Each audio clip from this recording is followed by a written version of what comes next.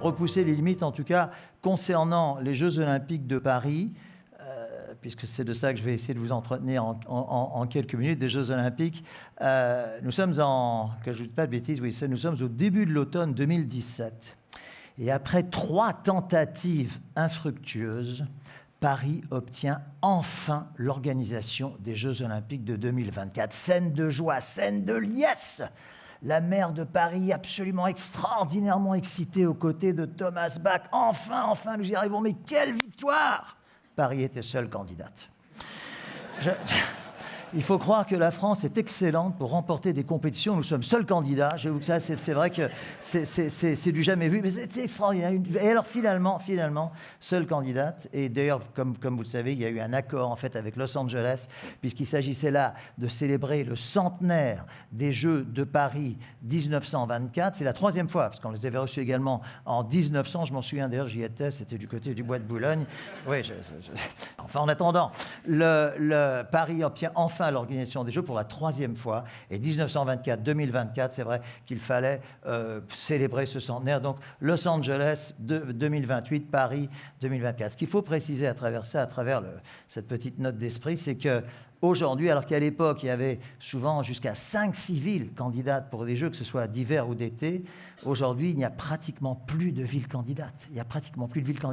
Ce qu'il faut également préciser, c'est que quand vous terminez 2e d'une compétition, vous êtes médaillé d'argent, 3e, vous êtes médaillé de bronze. Mais là, il n'y a pas de bonne 2e place, il n'y a pas de bonne 3e place. Soit vous gagnez, soit vous perdez. Et donc, les villes se sont montrées de plus en plus timides. Et les villes, donc justement, puisque n'ont pas repoussé les limites, notamment les limites financières qui font qu'aujourd'hui, il y a pratiquement pour une édition de Jeux Olympiques, maximum 2 villes candidates. Ça, c'est une vraie évolution de l'organisation de ces Jeux Olympiques. Alors, Paris 2024 va donc célébrer le centenaire des Jeux de 1924. Ces Jeux qui avaient été donc amenés pour la première fois par Pierre de Coubertin, dont vous avez tous entendu parler. Ça se passait au congrès de la Sorbonne en 1894 pour l'obtention des Jeux d'Athènes 1896. Athènes qui évidemment avait reçu, enfin avec Olympie plus exactement, avait reçu les Jeux antiques en moins 700 avant Jésus-Christ. Là aussi j'y étais et je peux vous dire que c'était un moment tout à fait extraordinaire puisque l'idée même du marathon, vous savez d'où est partie l'idée du marathon, c'est que ce coureur, pour annoncer la victoire des Athéniens sur les Spartes, a couru depuis la plaine de Marathon jusqu'au Sénat à Athènes, a couru pour annoncer cette victoire et il s'est écroulé raide mort. Je n'ai pas réussi à obtenir l'interview, c'était terrible ce jour-là. Il s'est écroulé et ça c'est de cette légende. Est-ce vrai, n'est-ce pas tout à fait vrai? Ce n'est pas très grave. Je dirais que ces légendes accompagnent, je dirais, l'histoire des Jeux Olympiques et en font le charme. Alors ça se poursuit, donc 1896. Ensuite, grâce à Pierre de Coubertin, il voulait absolument que ça soit en 1900 à Paris. Ce fut le cas. Les Jeux Olympiques de Paris 1900 ont duré 8 mois. 8 mois. Les gens couraient autour du Bois de Boulogne, ils ne savaient pas qu'ils participaient à des Jeux Olympiques. Ah, vous êtes champion olympique, champion de quoi? Voilà. Et ensuite, après, ça a été... Je vous ferai grâce de l'énumération. Il y a eu Saint-Louis aux États-Unis parce qu'il fallait partir sur le nouveau continent. Et puis, de nouveau, il y a eu donc Paris 1924. Et alors, Paris 1924, c'était, je dirais, peut-être l'une des premières fois où quand même certaines stars ont commencé à émerger. Je pense notamment au nageur Johnny Weissmuller, austro-américain, qui est ensuite devenu Tarzan au cinéma. Et donc, après ça, c'était Paris 1924. Johnny Weissmuller, qui, pour la petite histoire, est devenu après moniteur de natation à la piscine Molitor à Paris. Les Jeux regorgent d'anecdotes comme celle-ci. Au premier jeu, je fais un bref petit retour en arrière, au premier jeu, donc Athènes Olympie 1896, se déroule le concours d'escrime sous une chaleur torride. Il n'y avait pas d'installation indoor, tout était à l'extérieur, évidemment, à l'époque, sous une chaleur absolument torride, se déroule le concours d'escrime. La langue pendante, les escrimeurs, 8e de finale, quart de finale, demi-finale, finale, termine dans un état quasi apocalyptique. Et à un moment donné, un officiel arrive et dit « Ah, il faut tout recommencer, le roi de Grèce vient d'arriver. Donc il va tout recommencer. Ça, c'était les jeux un petit peu d'avant, etc., avec ce folklore. Ces mêmes jeux de 1896, le marathon dont je vous parlais il y a quelques instants, épreuve mythique, épreuve iconique des JO, comme vous le savez, il était de bon ton qu'un Grec remporte cette course. Or, un berger grec qui donc participait à cette course est retrouvé à environ 10 km du but dans un état quasi... Il était à moitié mort, les autres étaient fringants devant, etc., s'approchant du stade olympique. Et quelques minutes après, on retrouve ce même berger, tout fringant, lui-même à l'entrée du stade olympique en tête. C'est pas possible. Et apparemment, une mule l'aurait approché, l'aurait amené à l'entrée du stade olympique. Évidemment, à l'époque, il n'y avait pas la radio, il n'y avait pas la télévision, il n'y avait pas les médias. Mais si vous regardez quelques photos des Jeux de 1896, les stades sont archi pleins. Et ça, c'est extraordinaire, parce que ça veut dire que déjà, à cette époque-là, le mot olympique qui est aujourd'hui l'un des labels, je dirais, les plus connus au monde. C'est-à-dire que le monde entier a entendu parler de Jeux olympiques. C'est d'ailleurs la raison pour laquelle ce logo, et notamment les fameux anneaux que vous connaissez, sont hyper protégés par le Comité olympique international, par le comité d'organisation, et Paris 2024 ne fait pas exception à la règle. Alors j'avance un petit peu parce que je ne peux pas vous énumérer tous les jeux, mais il y a certaines éditions des JO qui ont vraiment marqué Enfin, je dirais, il y a des moments simplement où l'histoire olympique rejoint l'histoire du monde. Alors, la plupart du temps, parce que comme il s'agit évidemment de donner du bonheur aux gens, la plupart du temps, ce sont des anecdotes qui sont plutôt gaies, souriantes, chaleureuses et autres.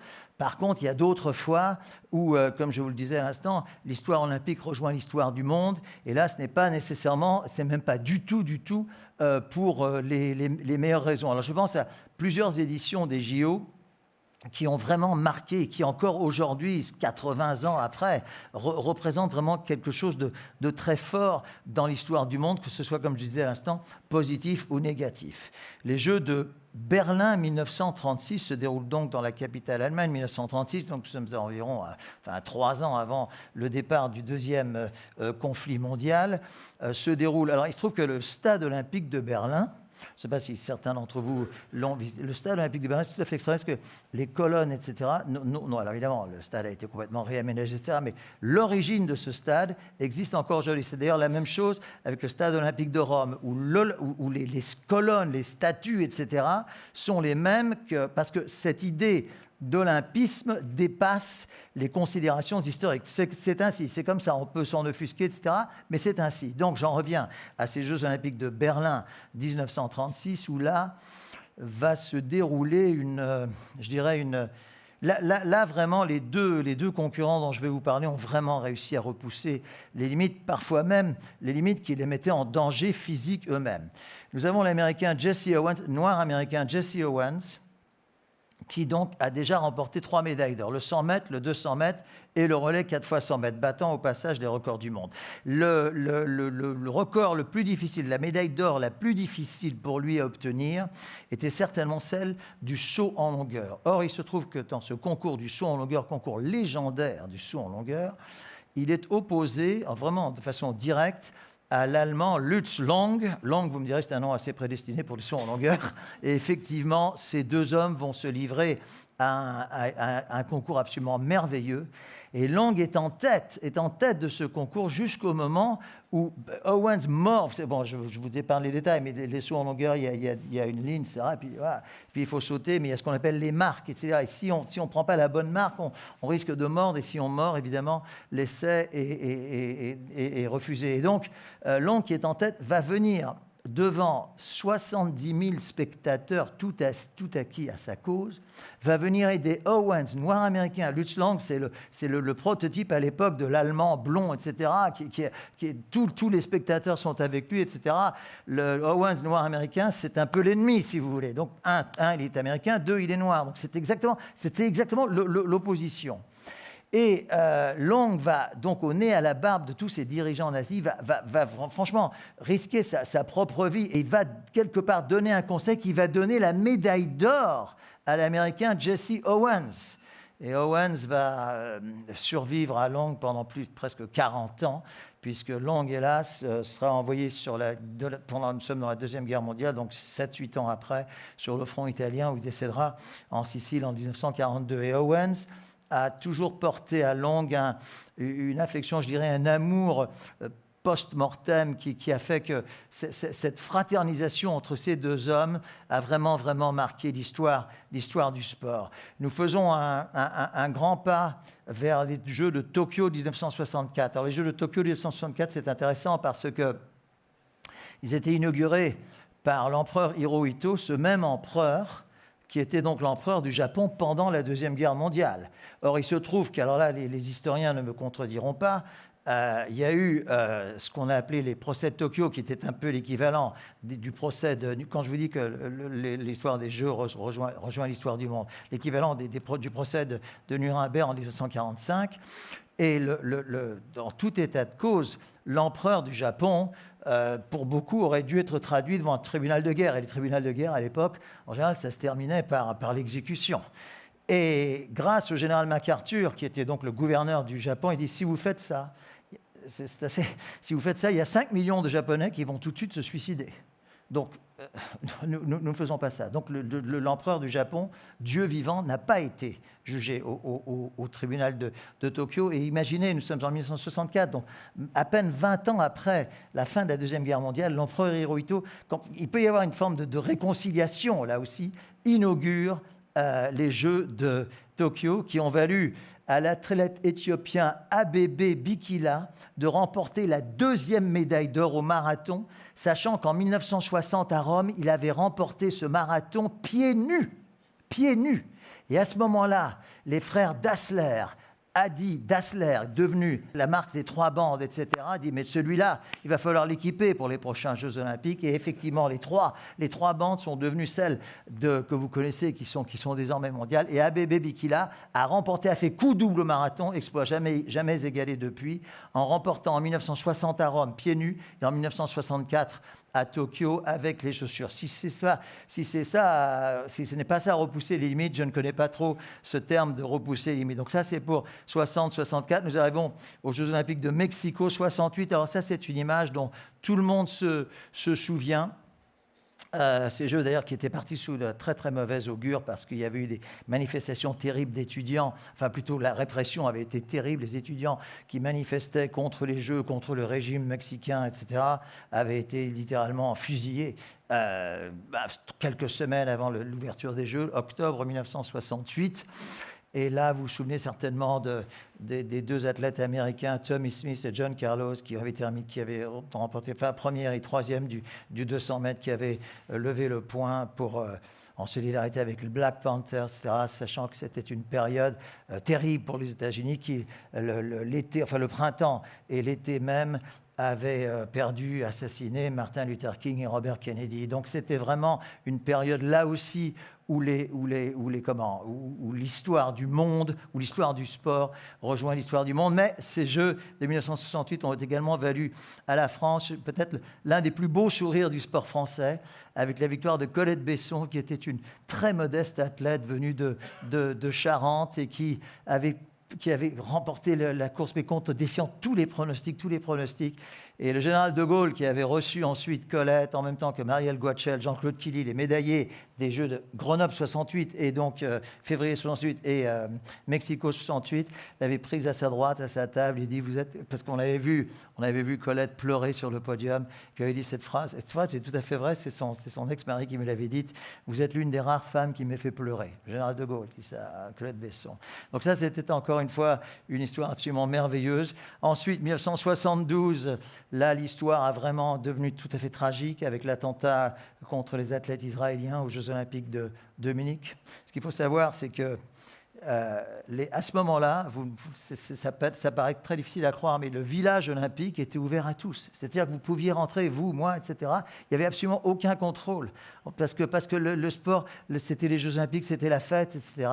Et malheureusement, des assassins en ont profité pour s'introduire donc, dans ce village olympique de Munich et massacrer 12 ou 13, 13, je crois qu'il y a eu 13 athlètes israéliens, plus un policier allemand. Ensuite, J'ai fait 76 Montréal, 80 Moscou, les Jeux du boycott, le boycott américain contre les Jeux de Moscou, rétorsion soviétique à l'époque, en 84 pour les Jeux de Los Angeles, puis ça se calme un petit peu, 88 Séoul, 92 Barcelone. 92 Barcelone, c'est intéressant parce que c'est la première fois où les Jeux d'hiver et d'été allaient être dissociés, parce que justement, il y avait trop de pression sur les sponsors, etc. Le comité olympique avait donc décidé de les faire tous les 2 ans, donc 2 ans Jeux d'été, puis Jeux d'hiver, puis de nouveau Jeux d'été. Et puis nous arrivons en 96 à Atlanta avec Mohamed Ali, vous vous en souvenez certainement, avec l'arc qui allume la vasque olympique. Sydney 2000,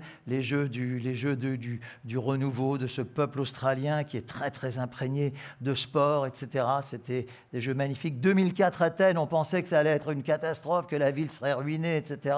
C'est vrai que la ville ne va pas avec le pays de la Grèce, ça ne va pas très très bien, mais enfin, il se trouve que ces jeux-là, pour moi le fait qu'ils soient déroulés dans le cœur de l'olympisme sont un souvenir magnifique. 2008 Pékin, là aussi, c'était organisé de façon absolument extraordinaire.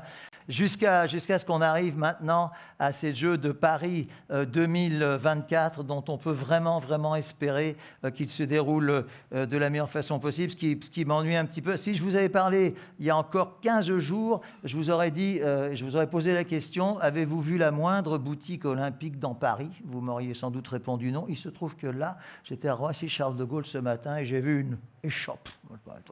Voilà, une petite boutique olympique. J'avoue que j'ai un petit peu de mal à comprendre ça, alors qu'à Athènes, à Rome, etc., tout ça, je me souviens, il y avait des boutiques olympiques peut-être 3 ans à l'avance. Il y avait cette mise en avant de ces Jeux olympiques, cette fierté d'organiser ces Jeux. J'ai l'impression qu'aujourd'hui, je pense que vous serez d'accord avec moi, on parle essentiellement de transport et de sécurité, on ne parle pas trop des enjeux sportifs. J'espère pourtant que plus cette date va approcher, plus nous parlerons des enjeux sportifs. Il y a des réelles possibilités de médailles pour la France et de très belles médailles, notamment je pense à la natation avec un garçon qui vraiment ne cesse de battre des records et de repousser ses limites. J'espère vraiment qu'en approchant de cette date du 26 juillet prochain, eh bien que la France et Paris réussiront à repousser les limites, à repousser les obstacles pour faire de cette fête olympique, c'est-à-dire vraiment ce qu'elle doit être, c'est-à-dire avant tout une fête. Les Jeux, c'est avant tout une fête. On ne peut pas mettre, je sais bien qu'il y a des consignes de sécurité, etc., mais on ne peut pas mettre un policier derrière chaque spectateur, c'est impossible. Je veux dire, il faut aussi que ce soit la fête, il faut que ce soit aussi les sourires, etc., les soirées d'après-compétition, etc. J'espère vraiment que le sens de la fête, qui a souvent emballé notre histoire, eh bien, saura trouver son apogée lors de ces Jeux de Paris 2024 pour lesquels je reste et je demeure optimiste. Je vous remercie beaucoup de m'avoir écouté. Merci beaucoup.